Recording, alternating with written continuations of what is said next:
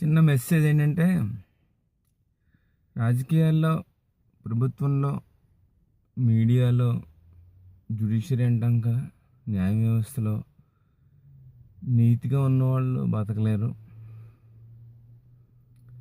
అమెరికాలో ఫేక్లు ఫెయిల్యూలు చేయకుండా జాబులు కొట్టలేరు భారతీయులు. చేప సముద్రం బయట, నీళ్ళ బయట ఉండలేదు అంతే. మూడోది రివర్స్లో చదివారనుకోండి, పై రెండు కరెక్ట్ అవుతాయి. బట్ చేప నీళ్ళ బయట ఉండగలదా? ఉండలేదు. అలాగే లంచం తీసుకోకుండా భారతీయులు ఉండలేరు. ఎక్కడైనా ఈ భూప్రపంచంలో ఎవరున్న దేశాలు పోయారు మన. సేమ్ అలాగే బిఏ అయితే బిఏ అని రెజ్యూమ్ రాసిన జాబులు కొట్టాం.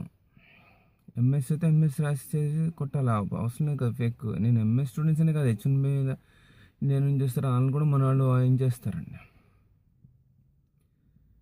సో న్యాయంగా జెన్యున్గా ఆ రెజ్యూమ్తో ఆడు జాబ్ కొట్టినాడు అమెరికాలో కనిపించడు.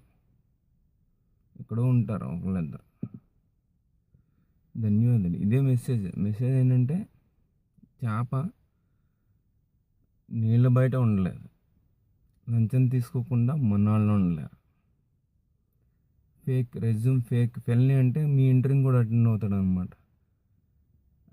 అమెరికాలో లాని, ఇమిగ్రేషన్ లాని అతలాకుతలం చెయ్యనాడు కనిపిస్తే అరుదు అంతే. ధన్యవాదాలు.